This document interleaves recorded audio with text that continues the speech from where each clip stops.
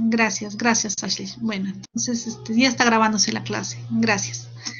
Continuamos. Estábamos definiendo nefropatía diabética y decíamos que la presencia de esta en nuestro paciente va a estar asociada a una elevada morbilidad y mortalidad que va a tener una relación de manera lineal con las complicaciones cardiovasculares que estos van a ir presentando.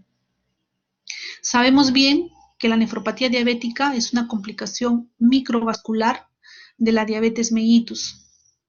La diabetes mellitus es una patología considerada como una pandemia a nivel mundial, cuya prevalencia se está incrementando de manera gradual con el transcurrir de los años. Si evidenciamos esta proyección, vemos de cómo esta va a ir incrementándose en la actualidad, en los años, en el 2020, aproximadamente se calcula que tenemos 135 millones de diabéticos a nivel mundial.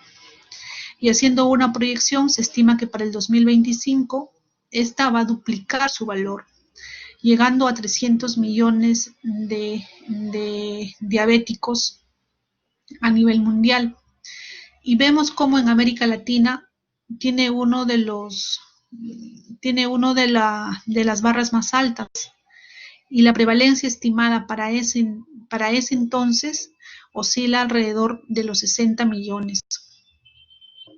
El sudeste asiático tiene una mayor prevalencia, bordea los 80 millones de diabéticos proyectadas para el año 2025.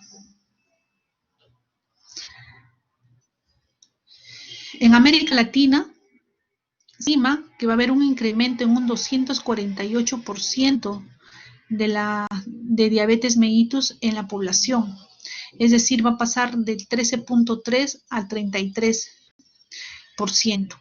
Es bastante importante porque son esos los pacientes que con un mal control metabólico finalmente van a desencadenar en el desarrollo de nefropatía diabética y todas las consecuencias que vamos a ir abordando durante la charla.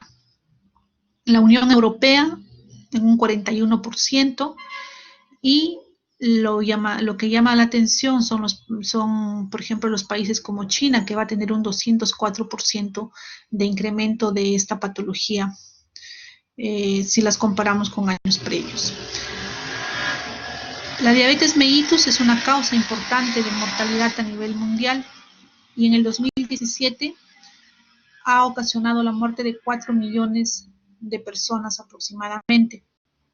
Sabemos muy bien que dependiendo del país al que nos encontremos, la nefropatía diabética es la primera causa de enfermedad renal crónica.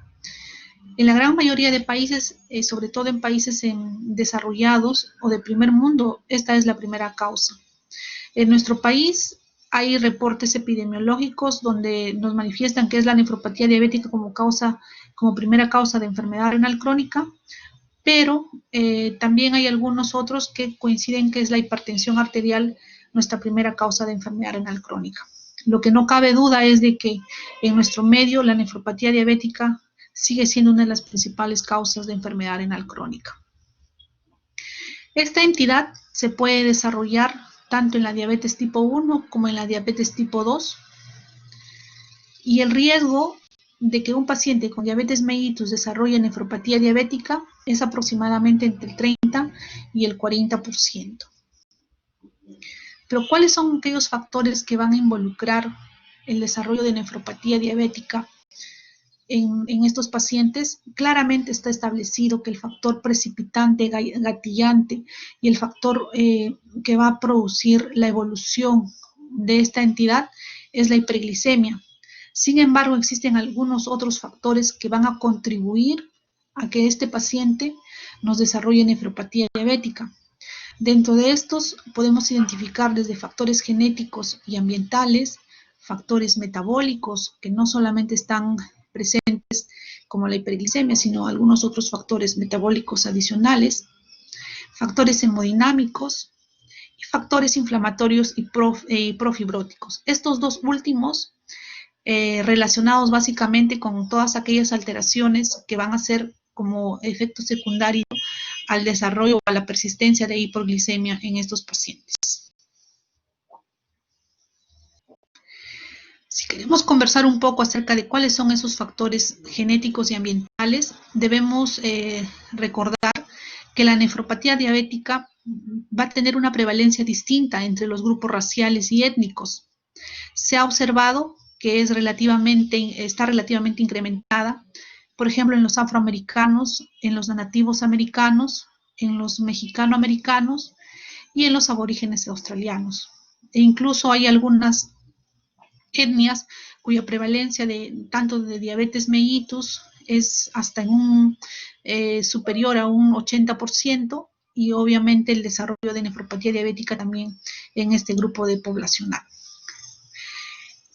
Además, se ha visto que hay una relación entre el riesgo de que un paciente desarrolle nefropatía diabética y el antecedente de tener o no un familiar con diabetes. Es así que en una persona con diabetes mellitus tipo 1, que tenga un pariente de primer grado con diabetes y nefropatía, el riesgo que nos desarrolle nefropatía diabética es de 83%. En cambio, la frecuencia es solo de 17% si hay un pariente de primer grado con diabetes, pero que no ha desarrollado nefropatía diabética. Esto es importante porque finalmente el antecedente familiar del paciente nos podría orientar al riesgo de que ésta pueda desarrollar o no nefropatía diabética durante la evolución de la diabetes mellitus, pero es bien sabido de que este desarrollo es multifactorial. Otros de los factores genéticos y ambientales que se han ido observando es que no hay una relación directa entre una herencia mendeliana simple y el desarrollo de la diabetes mellitus, sino que se ha visto que están involucrados varios o múltiples genes. De los que se han podido identificar en los pacientes diabéticos tipo 2 es, por ejemplo, la presencia del polimorfismo del gen ELMO1, que se ha asociado a mayor riesgo de nefropatía diabética en estos pacientes.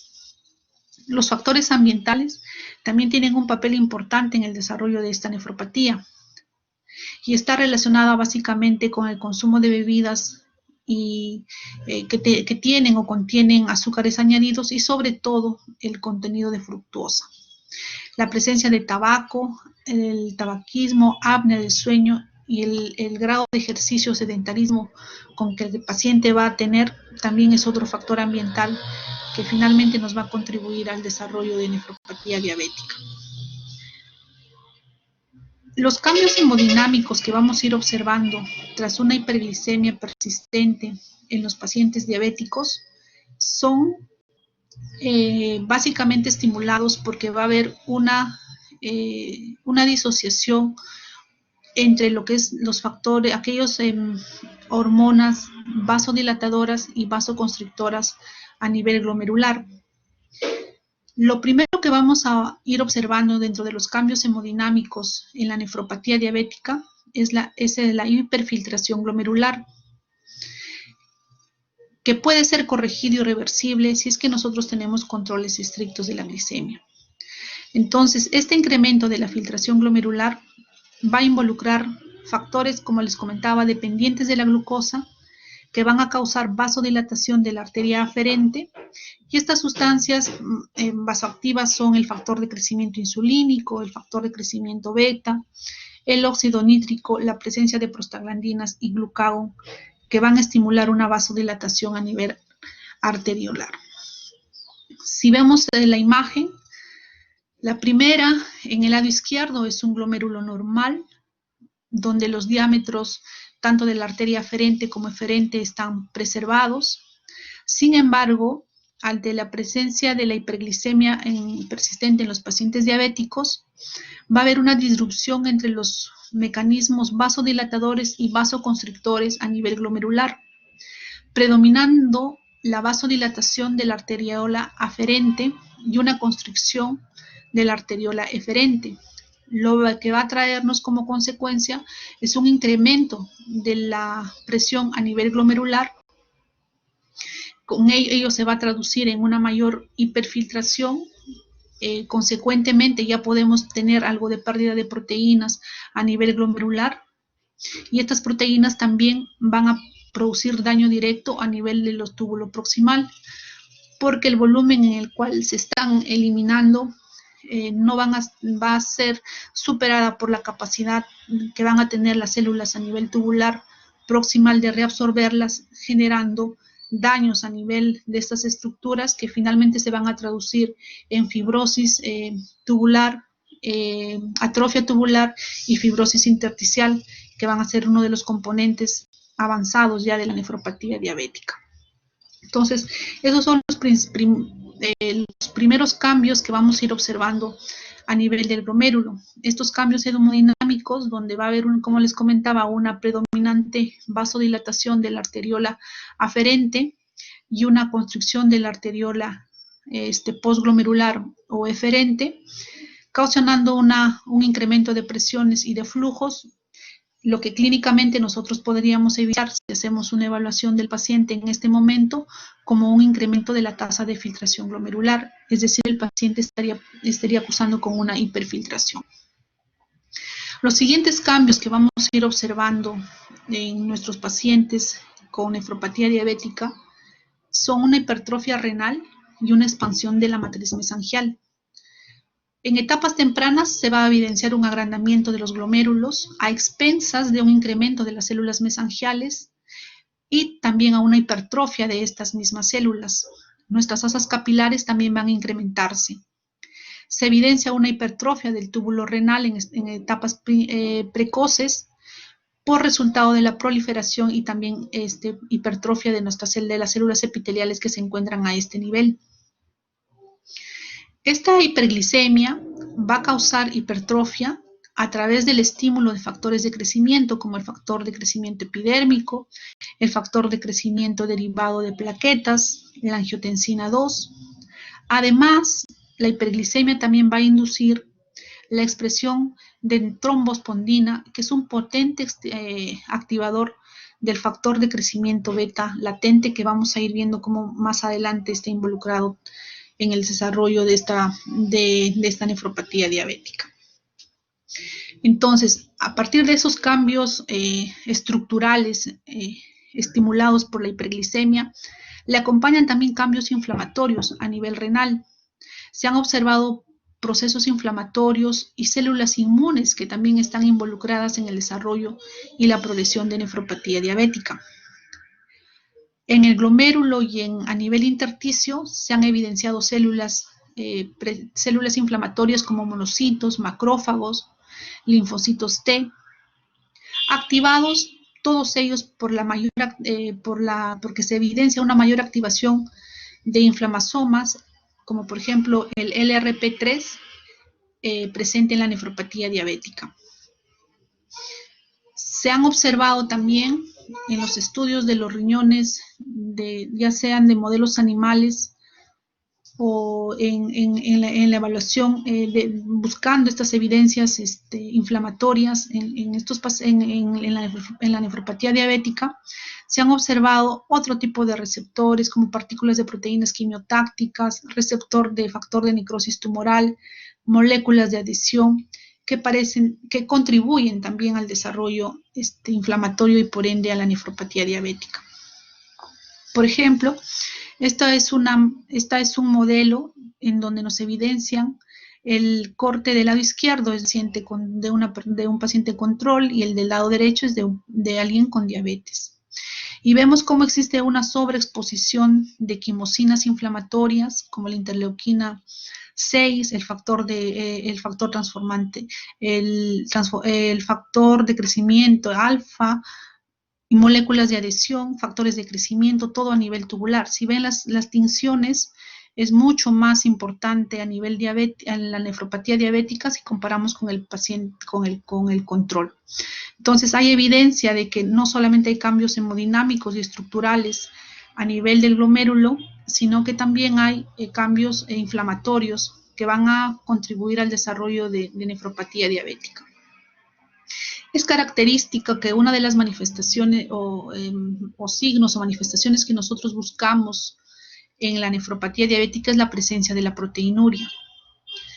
El desarrollo de esta también está dada por múltiples factores y alteraciones que se van a dar a nivel de diferentes estructuras a nivel glomerular. En uno de los primeros cambios que se van a evidenciar es el ensanchamiento de la membrana basal, que va a estar secundario a una asociación de colágeno tipo 4 y una reducción de la carga negativa de proteoglicanos de paransulfato. Ustedes saben bien que esta última sustancia es la que va a cargar de manera negativa nuestra membrana basal glomerular y va a contribuir a repeler las proteínas para que éstas no puedan ser filtradas de manera libre a través de la membrana, a través del capilar glomerular. Entonces, esta membrana basal va a ser reemplazada por colágeno como uno de los primeros cambios, y es por ello que en la microscopía electrónica, en la microscopía óptica, lo que evidenciamos es justamente uno de los primeros cambios es el ensanchamiento de la membrana basal. La nefrina es una proteína importantísima que forma parte del slit de diafragma, que constituye nuestra barrera de filtración, y él forma un componente importante para poder, para impedir el paso de proteínas desde el capilar glomerular hacia el espacio de Bowman. Entonces, esta proteína que está en el slit de diafragma, en la zona de los pedícelos, a nivel, formando parte de nuestra membrana, de nuestro capilar glomerular, se encuentra alterada en los pacientes diabéticos porque se muestra anormalmente baja. Se ha observado de que comparando con un paciente, no un riñón sin nefropatía diabética, la expresión de esta nefrina está disminuida. Por otro lado, hay una apoptosis de los podocitos que se van a desencadenar también por factores hormonales como la presencia de angiotensina 2. Todo ello inducido por el factor de crecimiento transformante beta, todo ello inducido por la hiperglicemia.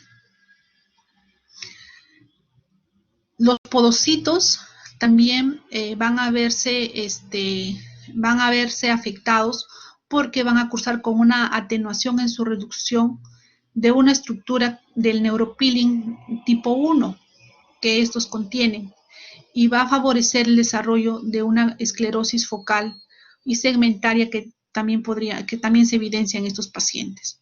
Entonces, como vemos, el desarrollo de la proteinuria o la hiperglicemia va a generar varios cambios a nivel estructural, cuantitativos también de algunas células a nivel glomerular, que van a precipitar el desarrollo de la proteinuria en estos pacientes, sumado a los cambios hemodinámicos e inflamatorios que vamos a ir viendo. Si reconocemos alguna de las estructuras en el lado izquierdo superior, vemos que hay un glomérulo normal. Al lado derecho superior reconocemos las estructuras, las estructuras a nivel glomerular, reconociendo la presencia de los podocitos, la membrana basal, el endotelio fenestrado a nivel glomerular. Y cómo es a este nivel que se producen disrupciones producto de la diabetes que nos van a conducir a incremento de apoptosis de las células endoteliales y de los podocitos, que están relacionados básicamente con el desempeño que tiene la proteína C a este nivel. La proteína C, a nivel de la membrana basal o del capilar glomerular, lo que hace, tiene efectos que van a facilitar el citoesqueleto antiinflamatorios, es citoprotector, es decir, toda la arquitectura que acabamos de mencionar van a ser de alguna manera favorecidas por la presencia de la proteína C activa. Además, van a tener un efecto antiinflamatorio. Pero en el paciente diabético, esta proteína C no se activa de manera como la que se observa en un paciente normal, y ello nos va a traer como consecuencia alteraciones en la permeabilidad glomerular. Va a incrementar, como les iba comentando, la apoptosis tanto de las células endoteliales y de los podocitos, siendo estas estructuras o elementos básicos importantes para que forman parte de la barrera de filtración glomerular importantes para que se puedan mantener de manera indemne y así evitar el paso de las proteínas a través de esta de filtración. Se ha evidenciado que los cambios en la nefropatía diabética no solo son a nivel glomerular, pero también se han descrito los cambios que se van a ir presentando a nivel tubular. No me permite compartirles la siguiente diapositiva, a ver.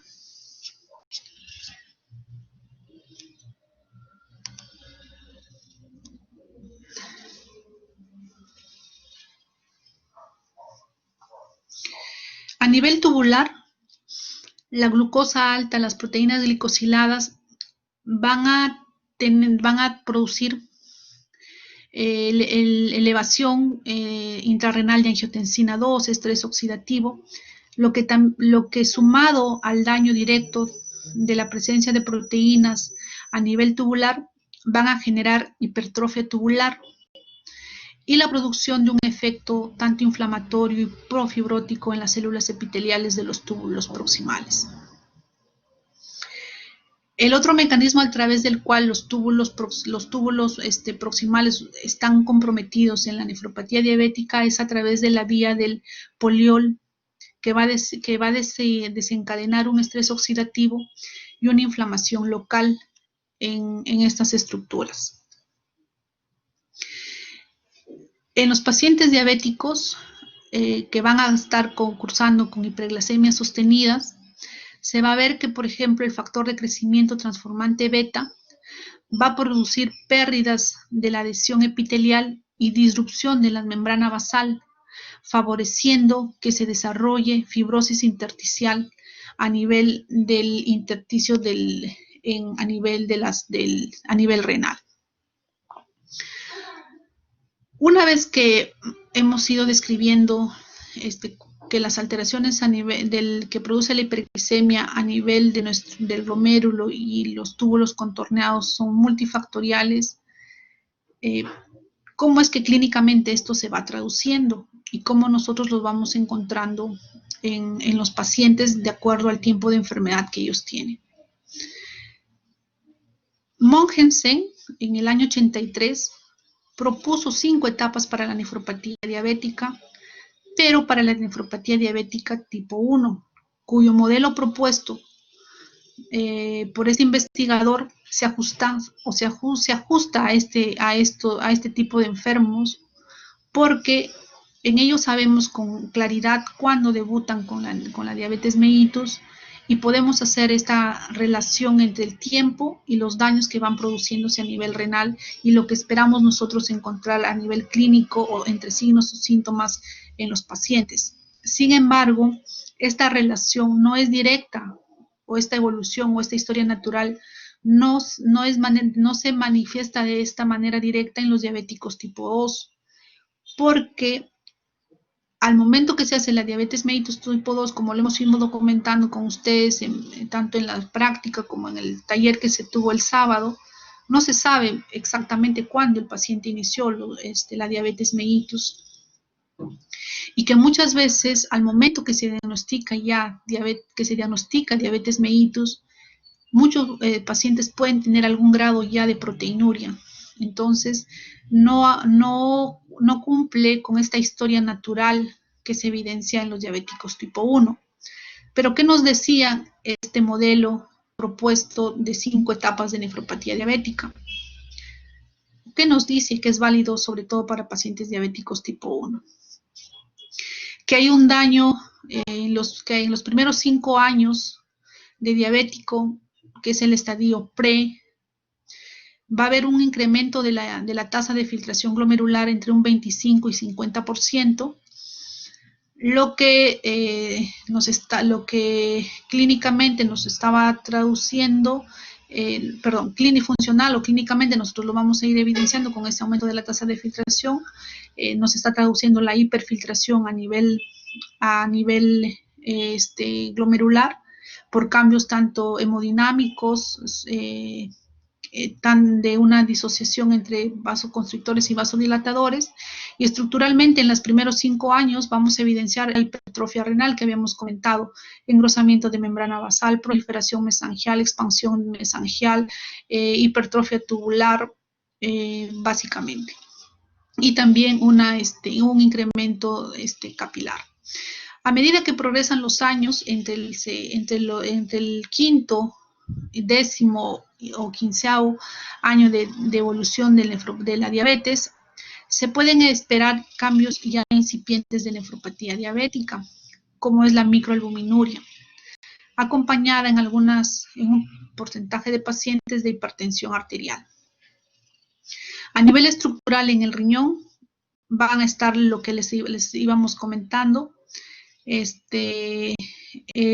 expansión mesangial y alinosis arteriolar, que es una característica también que vamos a evidenciar con bastante frecuencia en los pacientes con nefropatía diabética cuando se les hace biopsia. Pasados los 15 años de diabético, a nivel renal vamos a ya esperar una proteinuria mucho más importante, que puede ser ya en rango nefrótico, se puede manifestar como un síndrome nefrótico. Además de ello, ya la tasa de filtración glomerular se encuentra disminuida. Es por eso que cuando nosotros en un paciente diabético encontremos un síndrome nefrótico con una función renal preservada o una tasa de filtración glomerular bastante adecuada, sospechemos de que algo adicional se esté presentando, porque en la historia natural lo que se espera es que si el paciente tiene ya síndrome nefrótico o una proteinuria en rango nefrótico, también ya tenga un compromiso de la función renal.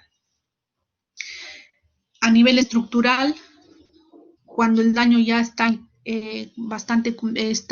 los años han ido transcurriendo y el daño también ha ido perpetuando, se encuentra ya fibrosis y atrofia a nivel túbulo intersticial.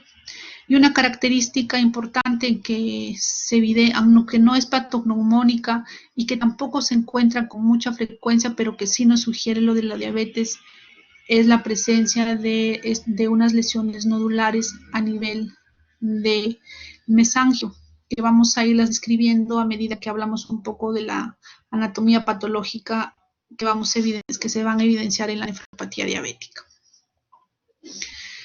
Entonces, la historia natural que acabábamos de comentar se ajustaba más a los diabéticos tipo 1 que a los diabéticos tipo 2. Un 20% aproximadamente de diabéticos pueden tener ya compromiso de la función renal, de diabéticos tipo 2 pueden tener ya un compromiso de la función renal, que es demostrable por biopsia renal, pero que no esté acompañada necesariamente de una proteinuria de manera significativa. Entonces no hay esa relación como el síndrome nefrótico y caída, porque en los diabéticos tipo 2 también influyen otros factores para el desarrollo de la enfermedad renal crónica.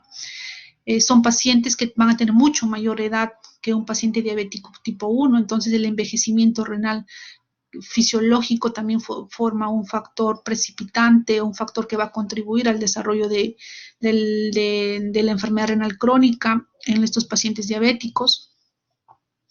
Además, se ha evidenciado que este envejecimiento fisiológico que se da a partir de los 40 años es mucho más rápido en el paciente diabético.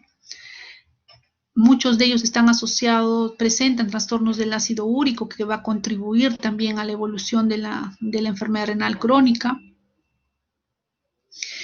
Y enfermedad a nivel vascular, recordemos que los diabéticos tienen mayor aterosclerosis, que puede producir una nefropatía isquémica, que finalmente van a contribuir también al desarrollo. Entonces es por eso que la presencia de estos otros factores adicionales podría explicar de por qué en un grupo de pacientes diabéticos tipo 2 evidenciaríamos una función renal comprometida con poca o nada de proteinuria.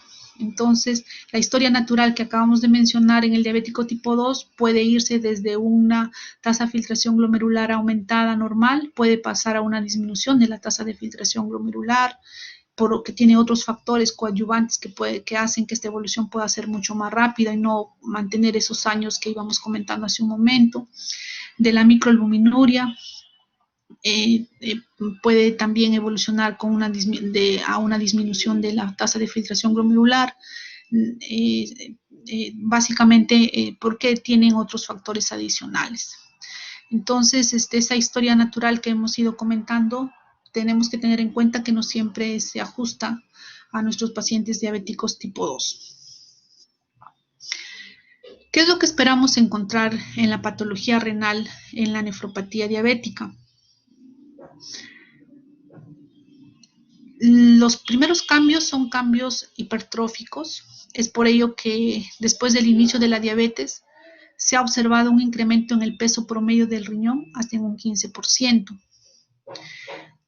E incluso cuando el paciente llega a estadios finales de la enfermedad renal crónica o nefropatía diabética, que ya hasta es tributario de terapia de reemplazo renal y se le realiza una ecografía, los riñones se muestran de tamaños conservados e incluso con una diferenciación córtico-medular adecuada.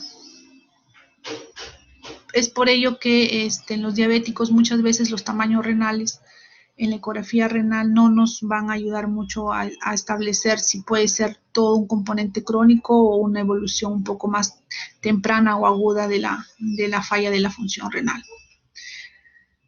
Además, los pacientes con nefropatía diabética, hemos ido comentando que van a presentar un engrosamiento de la membrana basal a expensas del depósito de colágeno tipo 4 y que va a tener un tamaño de hasta 3 veces superior al normal o al que se evidencia en la población general. Las lesiones nodulares que comentábamos, que ya se describen en la nefropatía diabética avanzada, las de Kimsel y Wilson, que se manifiestan como unas masas eosinofílicas amorfas en la microscopía óptica, van a resultar de dilataciones de microaneurismas de los capilares. Esta apariencia que describe mucho la bibliografía en la patología del paciente con nefropatía diabética se evidencia entre 10 a 50%. No es que todos los pacientes la van a presentar. Hasta un 50% podemos encontrar este tipo de lesiones nodulares a nivel en la patología renal cuando cuando se le hace una biopsia al paciente con nefropatía diabética. Existe también lesión glomerular difusa, entonces hay un engrosamiento de membrana basal, hay lesiones nodulares, hay en la lesión glomerular también difusa, con una incidencia en un 90% en el diabético tipo 1 y con menos frecuencia en el diabético tipo 2. La diferencia entre estas lesiones nodulares con estas lesiones a nivel glomerular de forma difusa con las lesiones nodulares es que estas últimas no van a tener o tienen poca significancia funcional. Y en cambio el grado de esta glomerulosclerosis difusa que vamos a observar a nivel del capilar, del glomérulo en estos pacientes, sí se va a correlacionar con las manifestaciones clínicas y el empeoramiento de la función renal. Es decir, que esa lesión nodular puede no traducirse clínicamente, no nos está ayudando mucho a una traducción clínica, más no así estas lesiones a nivel glomerular que se manifiestan de forma difusa. La acumulación de esta matriz mesangial, entonces, es una característica consistente que se va a asociar a progresión de nefropatía diabética, porque clásicamente nos está traduciendo la presencia de esclerosis, ya sea focal o segmentaria. Otra, a nivel de la evaluación de la ultraestructura de la membrana basal con microscopía electrónica, se va a evidenciar un incremento en el ancho de los pies de los podocitos, en los pedícelos. Además, se va a evidenciar, como les iba comentando, una reducción en el número de podocitos que van a ser, van a tener una relación lineal o directa con el grado de proteinuria. A mayor proteinuria, va a haber una mayor reducción del número de podocitos, que son células fundamentales para que la barrera de la membrana basal, la barrera de permeabilidad del glomérulo funcione de manera efectiva. También se han descrito lesiones exudativas a nivel del glomérulo, que están compuestas a la microscopía óptica, se evidencian como un material eosinofílico, que muchas veces están localizadas muy pegadas a la cápsula de Bowman, entre las células epiteliales y la membrana basal.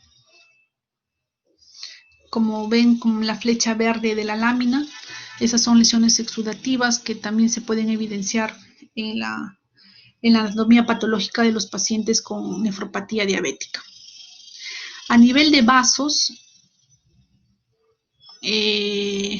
lo que les comentaba es que va a haber un depósito de material hialino que va a reemplazar progresivamente a la pared de los vasos, tanto aferentes como eferentes, y va a presentarse esa lesión característica de la hialinosis arteriolar a nivel renal, que es mucho más característica incluso y mucho más frecuente encontrarla que las lesiones nodulares antes descritas. Entonces, la presencia de esta hialinosis arteriolar en nuestra biopsia renal nos apoya fuertemente al desarrollo, a que nos encontramos frente a una nefropatía diabética.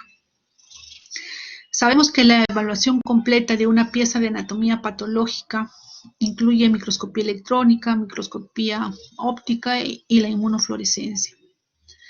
La inmunofluorescencia no tendría por qué ser positiva, porque no estamos frente a un cuadro inmunológico que va a permitir el depósito de complejos inmunes a nivel glomerular. Entonces, lo que se espera es que sea negativa, pero ocasionalmente podríamos evidenciar algún tipo de depósito de inmunoglobulina G de manera lineal, que es básicamente nos está traduciendo la captura pasiva a nivel de la membrana basal glomerular de inmunoglobulina, pero que lo que esperamos de forma habitual es que de que no solamente que sea negativa. Cuando nosotros hacemos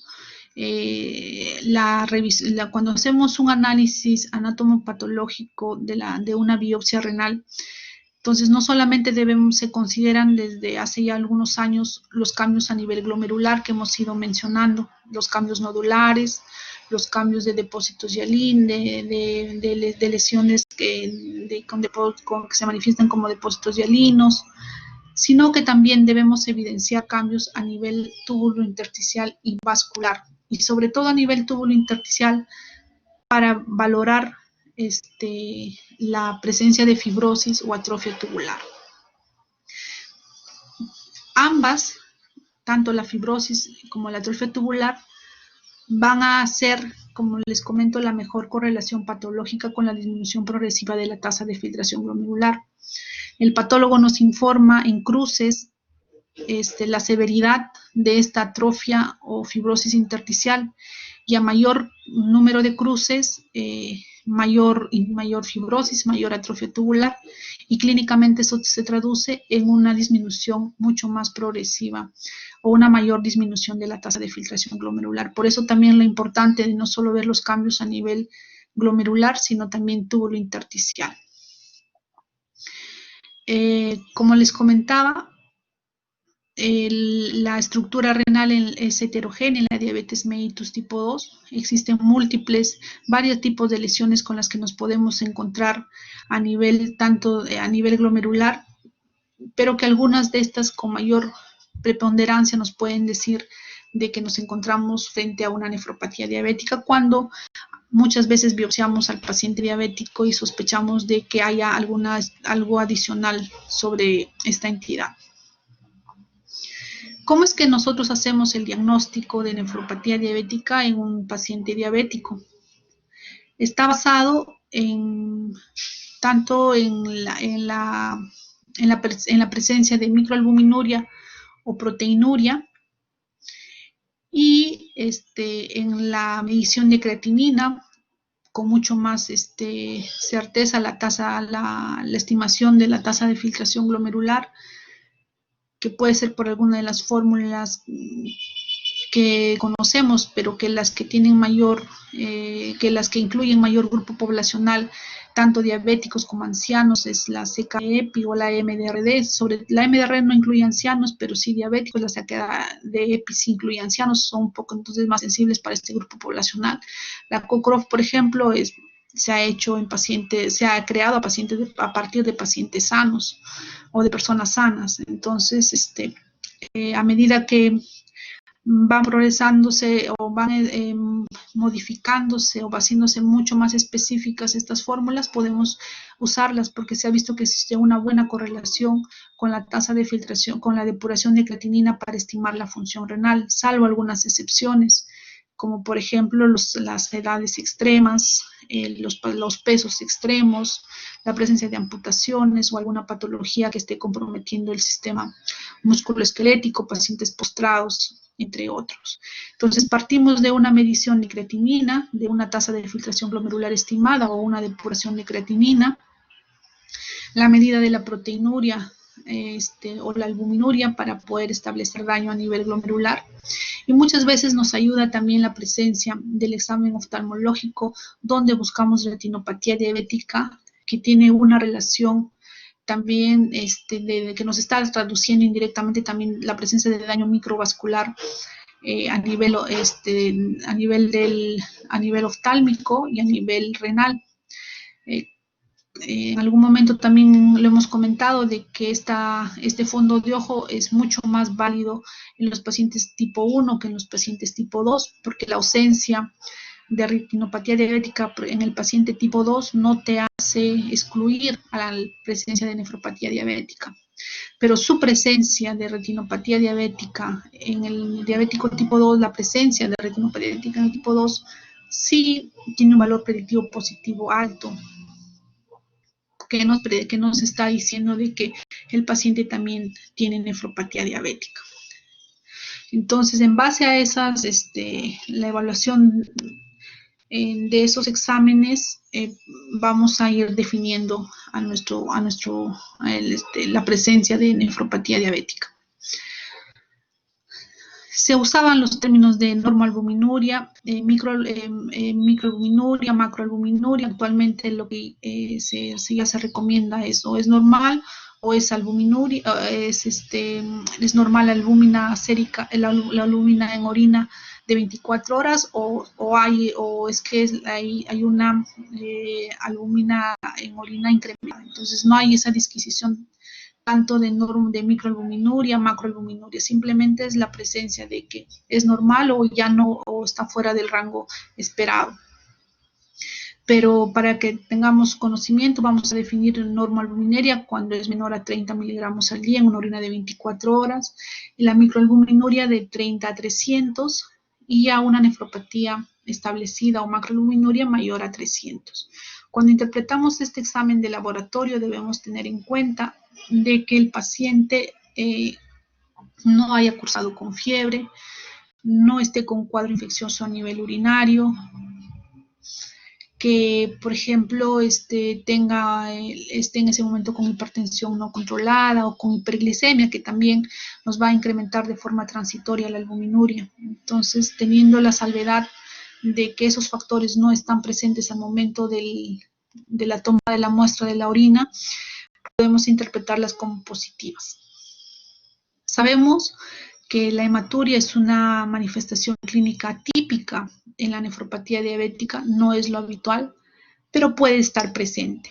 Sin embargo, el que la encontremos nos hace indagar en el contexto de un paciente con diabetes, nos hace indagar primero a descartar de que sea una hematuria glomerular y en segundo lugar, de que esta hematuria no se deba a alguna enfermedad adicional que esté presentando el paciente sobre la nefropatía diabética. No es usual encontrarla, sin embargo se puede encontrar, pero la presencia de esta nos debe hacer indagar más sobre algo que podría el paciente estar cursando de forma adicional, aparte de la diabetes mellitus.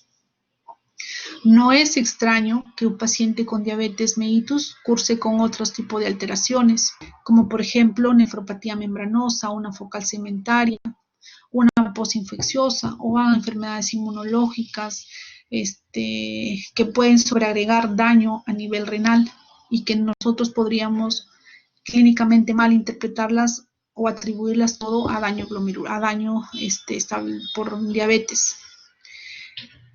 En esta evaluación, por ejemplo, se hizo biopsia a los pacientes diabéticos y se encontró que además de la nefropatía diabética, cursaban con otro tipo de glomerulonefritis.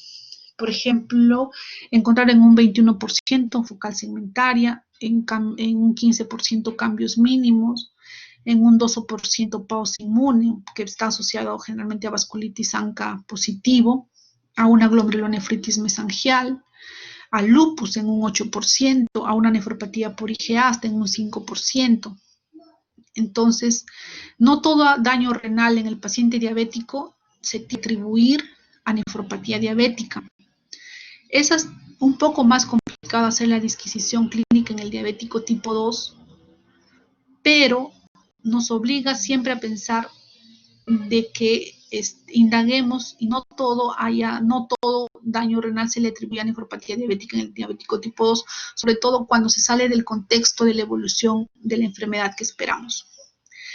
Entonces, debemos sospechar, por ejemplo, que haya algún daño glomerular adicional si el paciente tiene pocos años de diabético, que tiene un buen control metabólico, que siempre ha tenido hemoglobinas glicosiladas dentro de los valores esperados para ellos. Entonces, cuando no hay retinopatía diabética, sobre todo en el diabético tipo 1, pero en el diabético tipo 2, su ausencia no nos descarta, pero también y si sumamos la presencia de hematuria o alguna evolución no esperada de la enfermedad renal crónica, de la nefropatía diabética, debemos tener en cuenta que podría estar asociándose a alguna glomerulonefritis primaria o secundaria a otra enfermedad adicional. Si conocemos bien los años de evolución, hay un seguimiento estrecho del paciente y vemos que esa nefropatía diabética ha ido evolucionando según a cómo la esperamos, habitualmente no hacemos biopsia al paciente con nefropatía diabética. Existen algunas condiciones en las que sí se nos obliga como clínicos a realizar la biopsia renal. Dentro de estas indicaciones, por ejemplo, está la ausencia de retinopatía diabética en el diabético tipo 1, pero que esté cursando con proteinuria o moderada enfermedad renal crónica. Como lo hemos ido comentando varias veces, en el diabético tipo 2, el hecho de que no exista la retinopatía diabética, no excluye que no presente nefropatía. El inicio repentino. Es decir, por ejemplo, si tenemos un diabético tipo 2, que lo hemos visto en consulta, y tenía una proteinuria de 200 miligramos en 24 horas o 300 miligramos, lo vemos en 3 meses y cursa con 7 gramos, 8 gramos de proteinuria. Entonces, en ellos, claramente de que ese desarrollo abrupto de proteinuria nos hace salir de que no es la evolución natural de la enfermedad y nos hace también obliga a buscar otra causa y finalmente es otra indicación de biopsia. Es lo que les comentaba, la evolución atípica. La macrohematuria, la presencia de una hematuria de origen glomerular, también nos hace pensar de que podría no ser todo nefropatía diabética en el paciente. Y la rápida pérdida de la función renal. Si bien es cierto, es la primera causa de enfermedad renal crónica, y la evolución de esta va a depender de muchos otros factores con los que estos pacientes traen consigo, como hemos ido comentando, otros trastornos metabólicos como dislipidemias, el ácido úrico incrementado, patología vascular, hacen que la progresión de estas de enfermedad renal crónica se evidencie tenga otros factores y se evidencie de repente mucho más rápido, pero tampoco esperemos que el paciente con nefropatía diabética pierda o decapite toda su función renal en 1 año o 2 años una vez que se manifiesta la nefropatía, y claro, también teniendo en cuenta en qué momento ya hemos diagnóstico, pero en general no es una pérdida súbita ni aguda de la función renal. Entonces, es un proceso que nos va a tener algunos años de evolución. Por ello es que la presencia de que salga de esta evolución también nos obliga, es una indicación de biopsia renal. Cuando hemos hecho ya el diagnóstico del tratamiento de la nefropatía diabética, empezamos a plantearnos cuáles son entonces nuestras alternativas terapéuticas. Nuestro objetivo como médicos es tratar de que esa nefropatía diabética, una vez diagnosticada, evolucione lo más lentamente posible a la falla renal o a la nefropatía diabética estadio 5 o terminal, o a la enfermedad renal crónica estadio 5 que requiera terapia de reemplazo renal, porque allá en ese momento poco o nada se puede hacer por el paciente. Lo único que la calidad de vida y la mortalidad se ha incrementado muchísimo a ese punto, y lo único que podríamos ofrecer para mejorar esa morbilidad y mortalidad es un trasplante renal.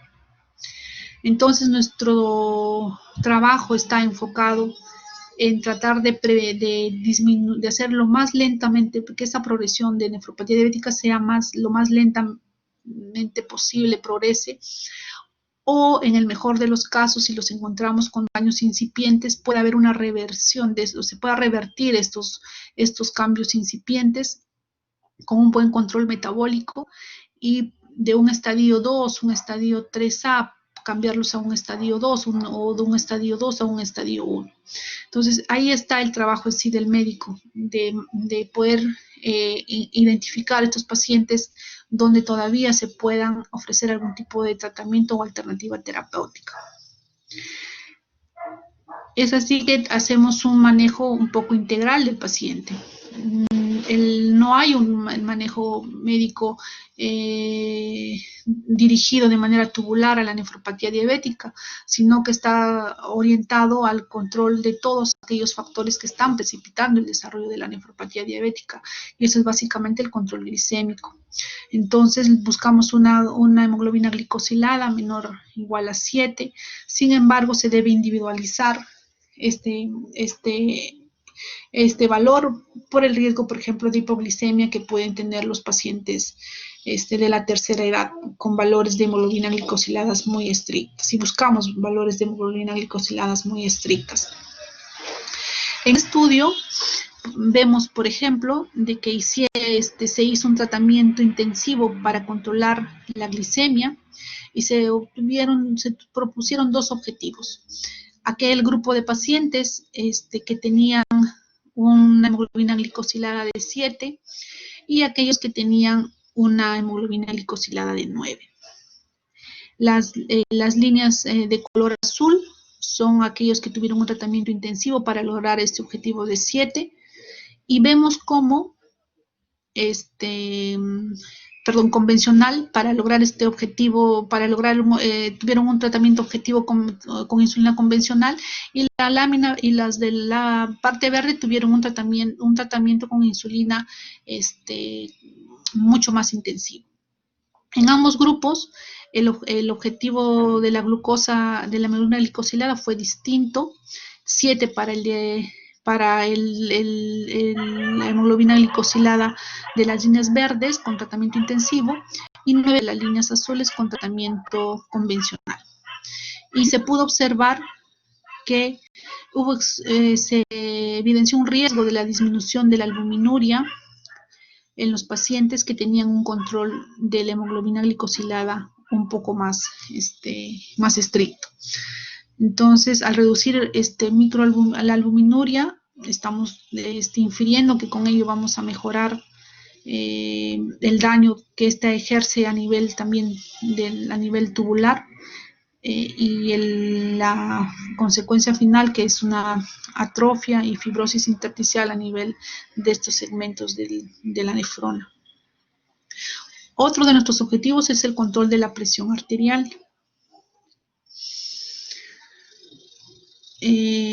Sabemos que el incremento de la presión arterial está asociada también a un riesgo de albuminuria y a una rápida progresión de la enfermedad renal crónica. Este es otro estudio donde muestran niveles diferentes de presión arterial a los que fueron objetivos, niveles diferentes a los que fueron sometidos estos grupos de pacientes, y se puede evidenciar de cómo, de acuerdo al grado de nivel de control de la presión arterial obtenida, teníamos un menor control de la excreción de albuminuria en los años de seguimiento.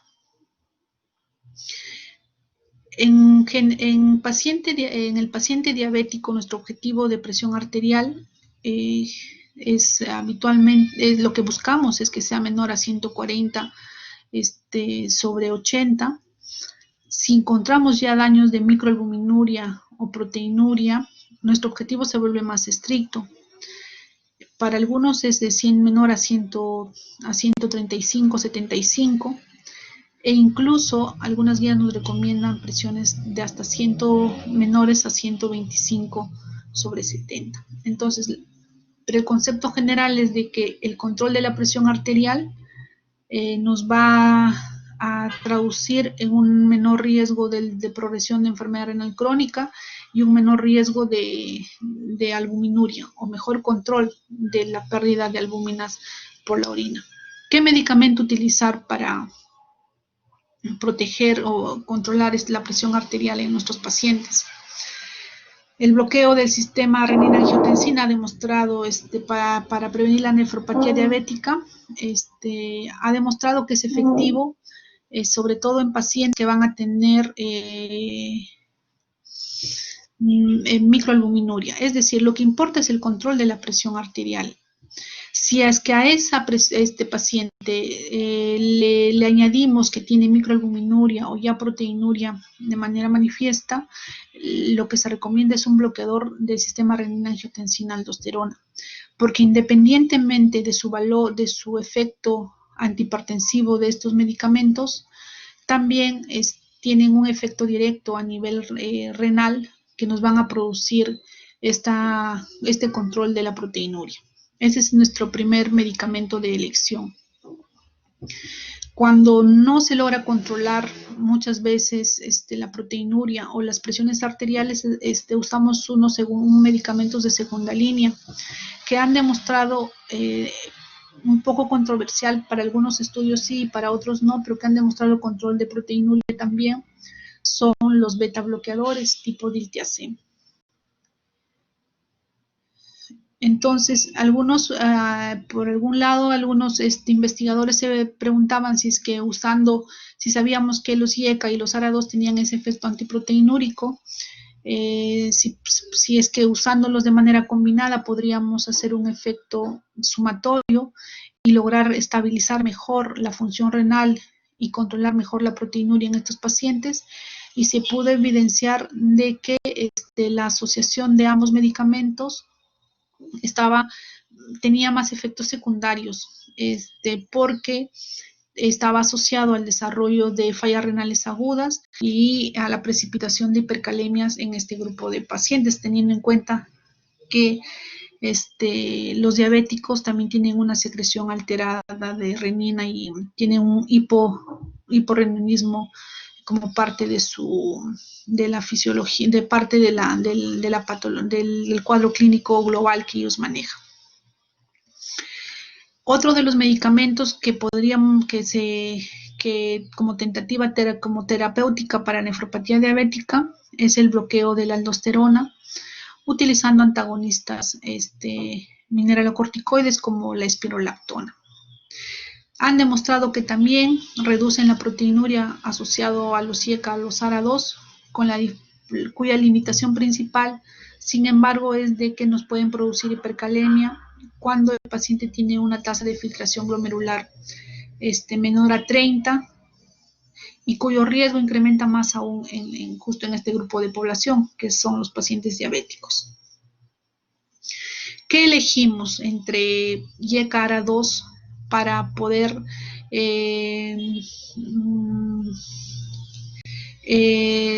demostrar cuál de los dos podrían ser mejor?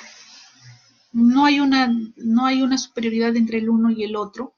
Lo que ambos han demostrado es de que hay una reducción de la progresión de la enfermedad renal crónica y de la proteinuria. Y como les comentaba, el uso de IECA y ARA2 de manera simultánea no ha logrado tener un efecto beneficioso superior al uso individual y que por el contrario está asociado a la presencia de efectos secundarios. No olvidar que acompañado al tratamiento farmacológico es importante la adherencia que nuestros pacientes puedan tener al régimen dietético. Es por eso que se recomiendan dietas bajas en sal, porque el efecto antiproteinúrico del bloqueo del sistema renina-angiotensina-aldosterona se ve reforzada con una dieta baja en sal y además con el uso de un diurético. Hace unos momentos les iba comentando sobre los antihipertensivos bloqueadores de calcio y de estos dos grupos que tenemos de medicamentos dentro de este tipo de antihipertensivos, que son los dihidropiridínicos y los no dihidropiridínicos. El que ha demostrado que tiene efectos antiproteinúricos es el diltiazem o el verapamilo, es decir, los no dihidropiridínicos. Los dihidropiridínicos tipo amlodipino o nifedipino no tienen ese efecto antiproteinúrico, pero sí es importante, nos ayudan al control de la presión arterial en estos pacientes y que bien sabemos que el hecho de controlar la presión arterial per se también nos va a traducir en una menor presión a nivel intraglomerular y mayor estabilidad hemodinámica a nivel de glomérulo. Entonces, sí nos ayuda como objetivo de controlar presión arterial, pero como indicación de antiproteinúrico no. Es importante también el tratamiento de la dislipidemia, porque la presencia de esta no solamente va a estar asociada a mayor morbilidad y mortalidad en el paciente, sino que también a progresión de enfermedad renal crónica o nefropatía diabética. Si tenemos un paciente con un mal perfil lipídico, vamos a asumir que nos va a progresar con mayor rapidez, sumando a todos los otros factores que van a desencadenar la progresión de la enfermedad renal crónica o la nefropatía diabética. Otras medidas terapéuticas, no terapéuticas, que se aconsejan cuando ya hay albuminuria en estos pacientes es una reducción en la ingesta proteica. Habitualmente la dieta normoproteica tiene 1 miligramo kilogramo peso. Sugieren que se dé una dieta de 0.8 gramos kilogramo al día para coadyuvar al tratamiento farmacológico que estamos implementando en estos pacientes.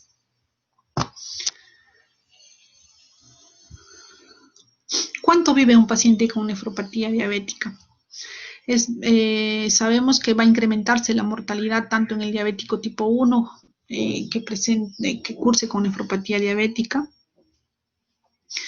y sea comparada con el resto de la población, está elevada hasta 2 a 3 veces cuando el paciente tiene nefropatía diabética sin proteinuria, pero si cursa con proteinuria, esto se incrementa mucho más, de 20 a 200 veces.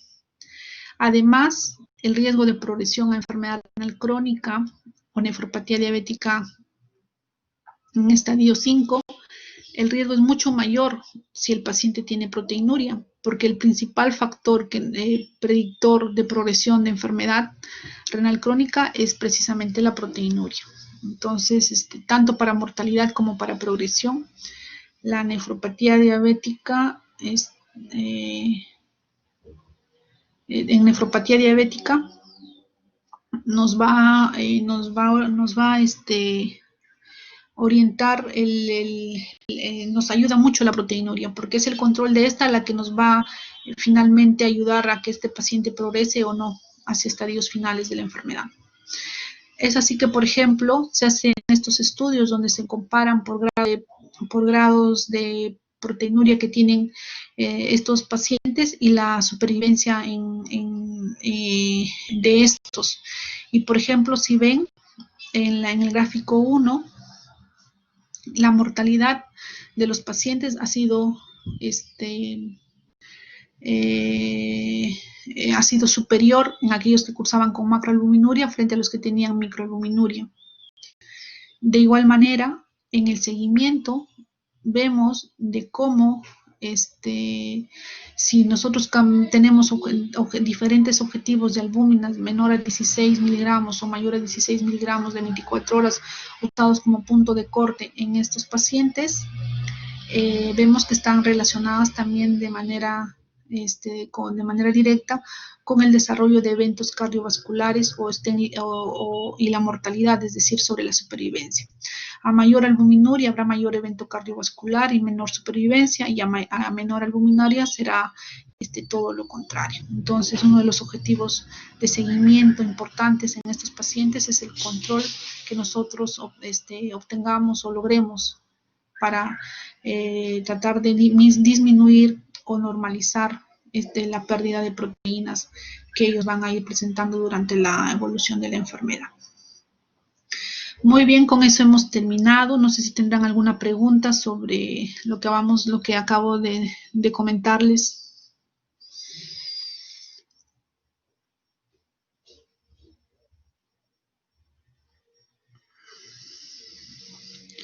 ¿Alguna pregunta, por favor?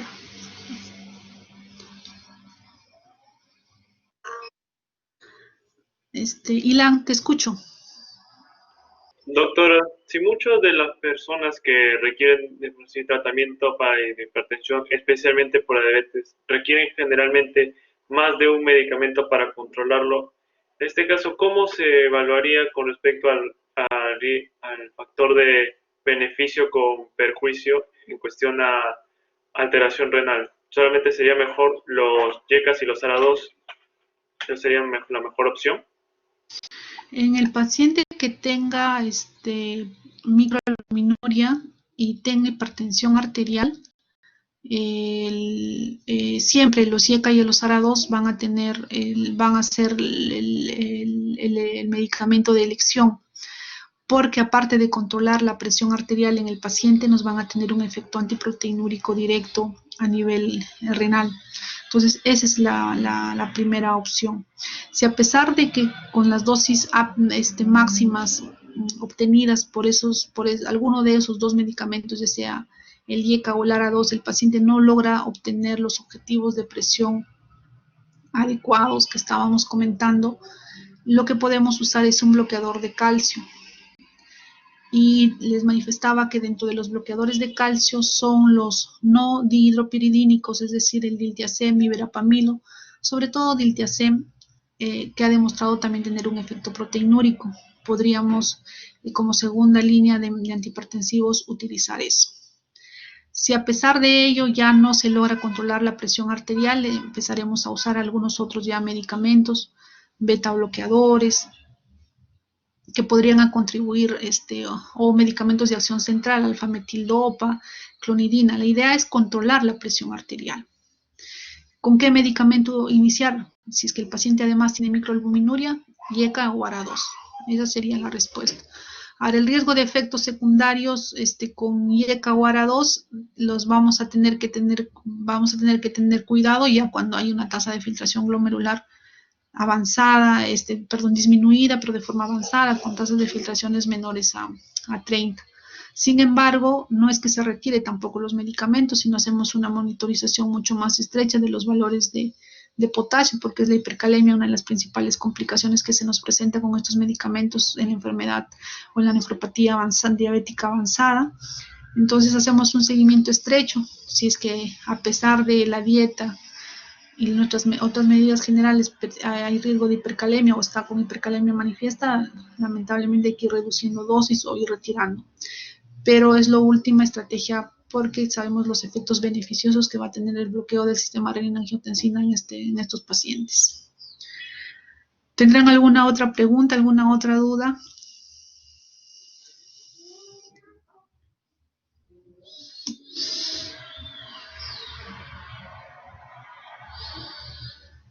No logré leerlo. A ver, vamos a... David, ¿me estás preguntando algo? Sí, David, te escucho. Te escuchamos, David. Buenas tardes. En caso de nefropatía diabética, pero en un paciente que no tiene hipertensión arterial, ¿igual estaría indicado los antihipertensivos, tomando en cuenta que eso les podría bajar demasiado la presión?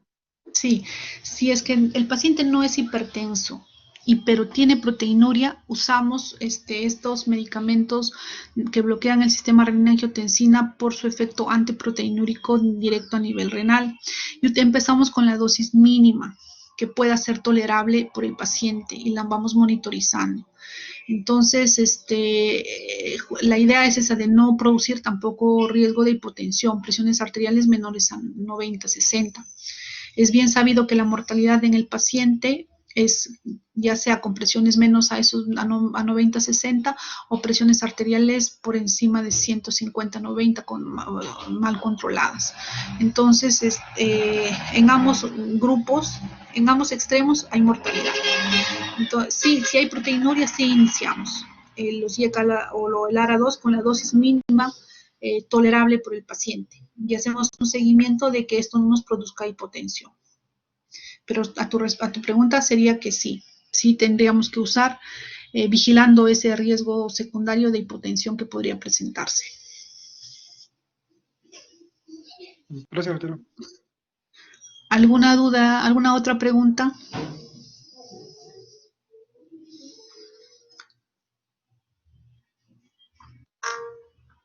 Claudia, te escucho. Sí, doctora, buenas tardes. Doctora, disculpe, en cuanto a la clasificación por estadiaje en la enfermedad renal diabética, sí, o sea, hay creo que una división en la que se tomaba en cuenta no lo que era la microalbuminuria, o sea, sí entiendo esta clasificación y se relaciona con los estadiajes de lo que sería la enfermedad renal crónica en proporción.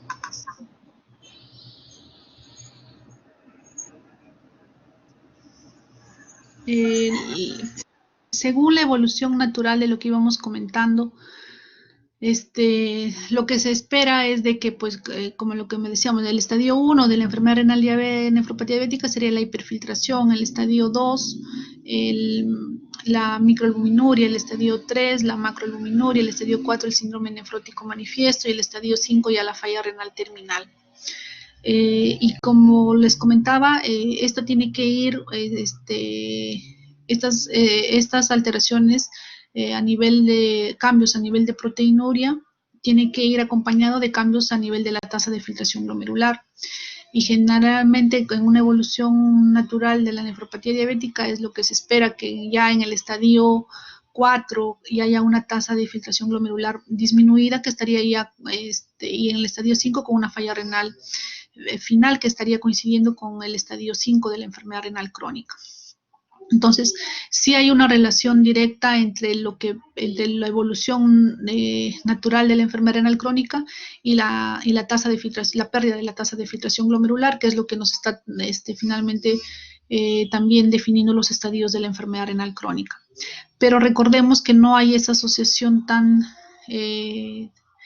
directa en los diabéticos tipo 2, porque en ellos tienen otros factores adicionales que pueden estar ya con una tasa de filtración glomerular que nos esté traduciendo un F4 y no necesariamente tenga una proteinuria en rango nefrótico. sino que en ellos se establecen otros factores de riesgo para que esta función renal haya desarrollado mucho más, se haya desarrollado con mayor rapidez, como habíamos comentado, trastornos metabólicos, hiperuricemia, hipertensión arterial. Entonces, en el diabético 1 sí se asemeja mucho, como tú me decías, la historia natural, los estadios y el estadio también de la enfermedad renal crónica. Pero en el diabético tipo 2 no siempre hay esa relación entre el grado de proteinuria y el nivel de la tasa de filtración glomerular que podemos encontrar en el paciente. Entonces, lo que cuenta es no una observación a veces en el diabético tipo 2 puntual, una sola evaluación, sino el récord y el histórico de los valores de creatinina y urea que este paciente puede tener para nosotros más o menos hacer saber de cómo es que progresa o cómo es la conducta de una nefropatía diabética y que si algo en algún momento no está formando fuera de este contexto y pasamos a buscar otras causas de repente de esa pérdida de la función renal o de una proteinuria, o puede ser lo contrario, como les comentaba, puede haber una proteinuria en rango nefrótico en el diabético y con función renal normal, no es lo que se espera. Ahí también nos hace pensar en que podríamos estar asociando a alguna otra patología. Entonces, como conclusión, en el diabético tipo 1 sí existe esa relación bastante directa, pero en el diabético tipo 2 no es lo habitual, no es lo que se espera, y en ellos nos sirve más una evaluación hacia la retrospectiva, conociendo bien su histórico de sus valores y de cómo se va comportando. ¿Alguna duda adicional? No sé si te aclaré la duda. Sí, doctora, gracias. ¿Alguna pregunta más, por favor?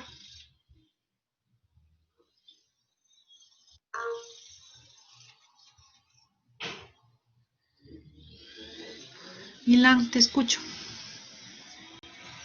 Las alteraciones arteriolares que había mencionado sobre la nefropatía diabética, ¿se refieren a las que son las formaciones en semiluna, que son similares a las vasculitis, o son diferentes a esas? No. El patrón el patrón histológico de las semilunas, la proliferación extracapilar que se manifiesta con la presencia de semilunas o células a nivel del espacio de Bowman es una transformación anatomopatológica que puede darse en cualquier tipo de glomerulonefritis. En la nefropatía diabética tipo 2 no es característica pero en la nefropatía diabética no esperamos ese tipo de proliferación extracapilar.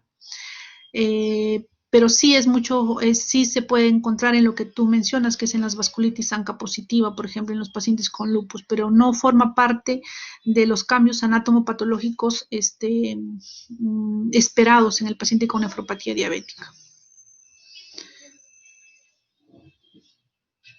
La presencia de proliferación extracapilar en semilunas es mucho más, se evidencia en otro tipo de patología glomerular.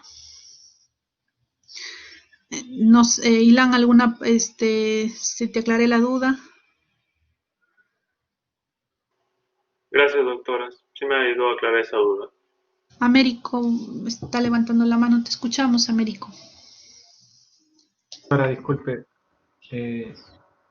¿Aló, doctora? Perdón, te escuchamos, Américo. Ya, gracias, doctora. Doctora, solo quería aclarar algo, si estaba bien lo que había pensado. Lo que había dicho era de que si, por ejemplo, nosotros encontramos un paciente sin retinopatía diabética y proteinuria, ya tenemos que sospechar que hay un problema renal, otro problema renal aparte de la diabetes. En el diabético tipo 1, sí. Y en el diabético tipo 2, no. La ausencia de retinopatía diabética no te descarta la presencia de nefropatía diabética. Entonces, ahí tú tienes que empezar a conocer un poco de la historia natural de esa nefropatía diabética en ese paciente puntual. Tendrás que preguntar cómo eran sus valores de proteínas antes, ojalá lo tenga, los valores de creatinina previos, para que tú veas que hemos ido comentando que la evolución natural de la nefropatía diabética no es abrupta ni es aguda, toma años de que se pueda instalar. Entonces, si tú ves que ese paciente tenía una microalbuminuria de una microalbuminuria y te ha pasado un síndrome nefrótico en un par de meses, en un diabético tipo 2, y sospechas de que, y no tiene retinopatía diabética, eso te refuerza aún más de que no es solamente nefropatía diabética lo que está teniendo.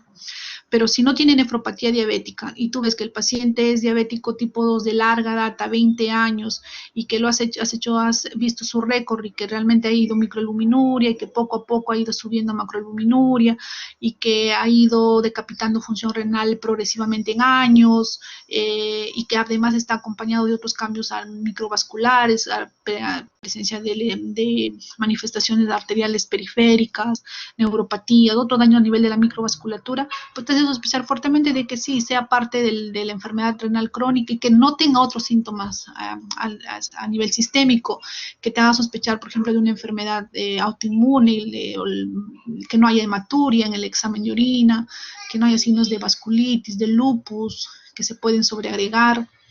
Entonces, podríamos decir que sí es parte de la evolución del paciente, de que a pesar que no tiene el fondo de ojo y que además tiene un mal control, un historial de mal control metabólico, dislipidemia, ácido úrico alto, a pesar de que no tiene la retinopatía diabética estable en el fondo de ojo, sí podríamos decir que esa enfermedad renal crónica, esa nefropatía ha ido evolucionando en años. Entonces, ahí no excluye.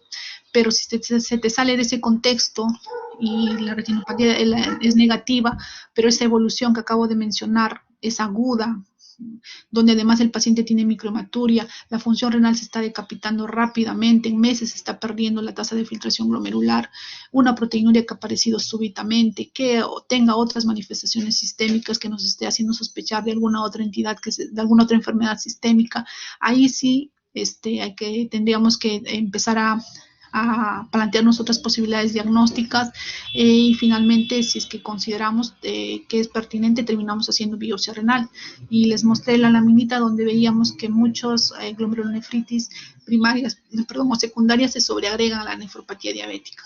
Entonces, si te respondo de forma resumida a tu pregunta, en el diabético tipo 1, sí, la ausencia de retinopatía diabética sí te excluye en la nefropatía, pero no en el diabético tipo 2. Gracias, doctor.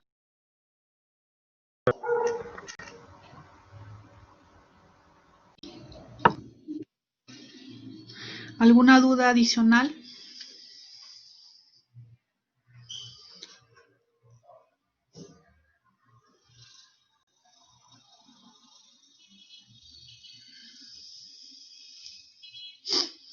¿Todo quedó claro?